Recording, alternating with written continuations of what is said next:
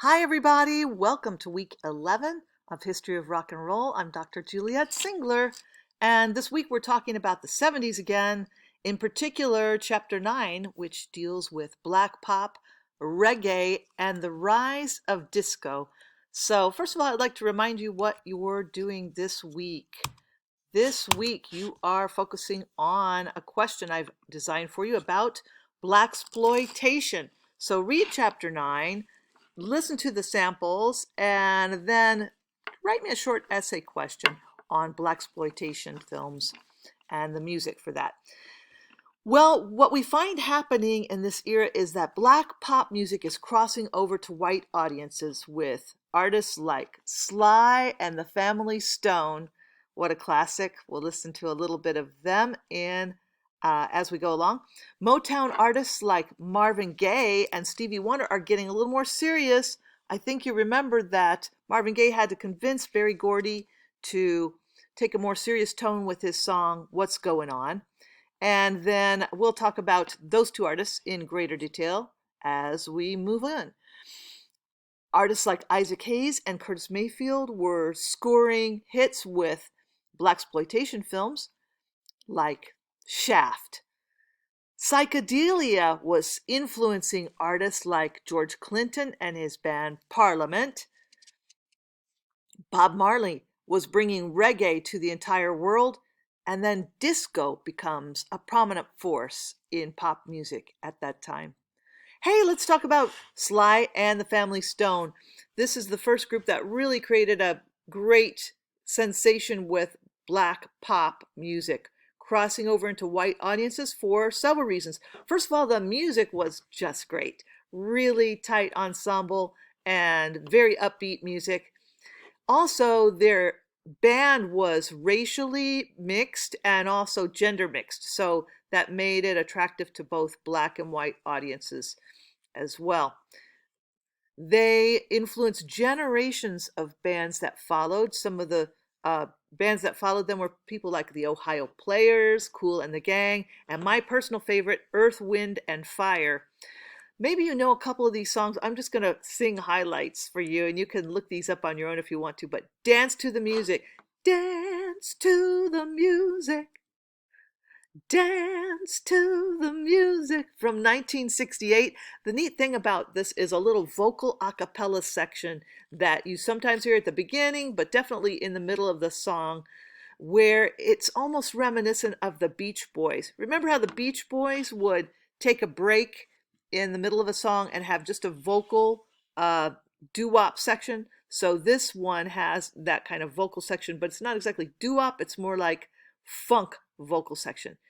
Their song, Thank You for Letting Me Be Myself from 1970, has a similar type of thing where they do an instrumental break in the middle. As I mentioned, Motown gets more serious. Berry Gordy really was interested mostly in giving his artists global appeal, and to that end, mostly they sang love songs. But Marvin Gaye, remember, he was troubled by his family conflict. I think you remember that he died at his father's hand. It's very ironic that he was promoting world peace and died at his father's hand at a very young age. But he always had conflicts with his father. His brother came home from the Vietnam War, and he created this song to promote peace in families and peace worldwide. His song, What's Going On, did just that. Stevie Wonder, did you know this guy was so fantastically talented that he played all the instruments on his recordings? I mean, he could, and sometimes he would play all the instruments on his recordings. And by age 21, they gave him total control of his catalog and his recording. He kind of created his own little subset of Motown records for doing his own thing with his music. So the song Music of My Mind, the album, I should say, Music of My Mind from 1972, was a concept album. So was Marvin Gaye's What's Going On from 1971. They were following in the footsteps of bands like the Beatles and then Pink Floyd, right, in creating concept albums. Livin' for the City is a great Stevie Wonder song that I wish you could listen to. Please do. It's from 1973. You can easily find a really great performance of this on a lot of the sites like YouTube and um, whatever you listen to. But anyway, it talks about inner city life. He describes several different people who live in the inner city and how they make a go of it under very difficult circumstances. The Philadelphia sound is something that comes on the heels of Motown, maybe between 5 and 10 years after Motown starts. And so the differences are that Motown from the onset has more social content. So they're doing more social rights activism in their songs. And you can even hear this in the song by the OJs, Backstabbers. The chorus says, they smile in your face all the time, they want to take your place, the backstabbers, backstabbers. So as you can see, it's not a love song, it's a song about people who are not genuine. So you're going to hear more social activism content. You are also going to hear more of an orchestral sound in the Philadelphia sound. Motown, remember, at least in the early days, was all about the look-alike backup singers and the doo-wop vocals that the backup singers would offer.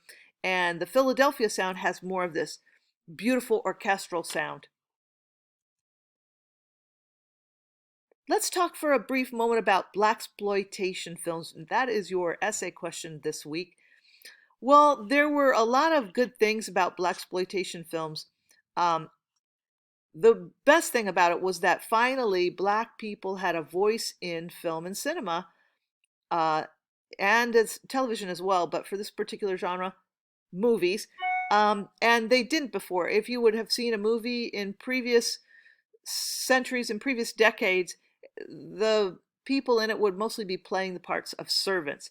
But here they would play leading roles, they would play every role in the entire movie sometimes. So that was the great thing about it. The cons were that sometimes these movies were kind of thrown together. Um, I have to say, at first, the big film companies did not want to make any of these blaxploitation films.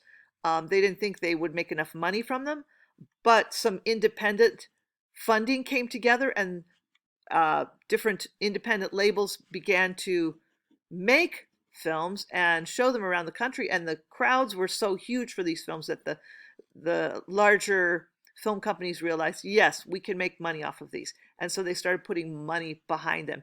So by the time you get to films like Shaft, the production values are very high. But for some of the early ones, production values were not as good. And also they featured characters that many people considered to be stereotypical of street life, particularly the pimp character.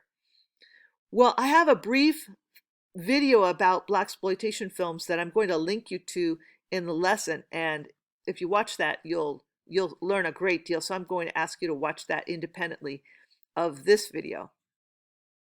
Let's talk about the funky ones. Well, we know that James Brown had a long and wonderful career. He's known as the godfather of soul, and he did start out in soul, but towards the end of his career, he was getting into a sound that could be more described as funk. So not only was he was the godfather of soul, but he was kind of the godfather of funk as well. Now remember, funk had a different meaning at the beginning of the 60s than at the end. In the beginning of the 60s, it was pretty much synonymous with soul music. And if you recall James Brown's early sound, it featured backup vocalists. Um, can you recall his song, Please, Please, Please, where he is talking about a disastrous love affair? And really, there's not much in the way of lyrics, but there's a lot in the way of acting, because he is uh, going off stage, he's stumbling off stage, and his backup singers bring him back on and put his cape around him.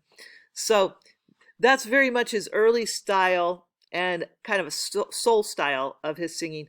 But as we get into his later years with songs like, if you recall, this was a great song of the civil rights movement, Say It Loud, I'm Black and I'm Proud. We don't have backup singers so much. It's more James Brown as a soloist, and then a heavier bass line with a very much delayed 2 and 4 emphasis on the beat. George Clinton is one of the greats of this movement of funk music, And you can see the influence of psychedelia in his music. So if you will take the time to listen to Tear the Roof Off the Sucker from 1976, you're going to see what I mean, because in their costuming, there's a lot of that psychedelia flair, even the use of psychedelic colors. And then in the whole premise of their band on stage, it's this fantastical thing that happens where there's this mothership that lands on stage, and then George Clinton exits the mothership and they all begin to play. It's almost as if they're people from another planet and they're taking you on this kind of psychedelic funk journey. So in that particular song, you're going to hear lots of repetition, basically an A-B form, but there's very little in the way of lyrics. It's very simple lyrics that just talk about how funk is terrific and it's a great thing to dance to. So that repetition, remember, in psychedelia allows for improvisation, and you'll hear instrumental improvisation happening in this song and in other songs by these psychedelic funk groups like George Clinton and Parliament. Let's talk for a moment about reggae as well. There were a few different movements that led to reggae. If you listen to ska music sounds a lot like 50s rock and roll. But oftentimes in ska music, different instruments are used.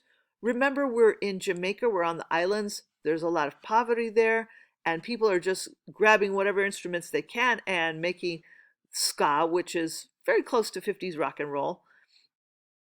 You hear some of the doo-wop vocals that you'll hear in 50s rock and roll. Ska leads to rock steady. Ska has a slower tempo. Ska has a faster tempo. Rock steady has a slower tempo. And rock steady is very much like reggae in sound, but you'll hear a little bit of the 50s doo-wop vocals in rock steady. You will hear some of the island instruments that you hear in reggae in rocksteady, and the same kind of slow beat that you hear in reggae. So rocksteady and reggae are very similar. One of the biggest differences, though, is that reggae promotes the values of Rastafarianism, the religion that's connected with reggae, which is all about world peace and brotherly love. Rastafarianism is a religion that pops up in the 1930s. It is a religion that believes in one God. Some people describe it more as a movement and not a religion because it has no organized leadership. But some of the basic principles are brotherly love and a belief in the black diaspora that brought African American people around the world and oppress them in many ways. So they're seeking freedom from that oppression. They're seeking brotherly love. They're also using marijuana as an agent of peace. So smoking pot is part of it. That might be another connection with psychedelia, that drugs are a part of reggae, pot in particular. Bob Marley is the central influence with reggae, and listen to his song Get Up, Stand Up from 1973. If you listen to a live performance, you're going to hear him preach at the beginning of the song. He's preaching brotherly love. Bob Marley, who lived a short life, he died in his 30s from cancer, but he had a huge global influence. And finally, I want to talk about disco. In the 70s, disco becomes mainstream, and it has a great influence on pop music of the time. So disco, there were some pros and cons, and you'll see this in our video, but pros were it was great dance music. Cons were it was only possible through technological advances, which made looping possible. You could loop a drum track and have the same drum track reproduced for the entire song. The same could be said of the guitar track and all the other instruments. So it was kind of boring as music, and it put a lot of musicians out of work. So this is why musicians objected to it. But the great thing to remember is it was great fun to dance to. So I have our Time Life series for you to listen to. Enjoy the 70s, and I'll be interested to see what you say about the blaxploitation films of the era. Thank you. Have a great week.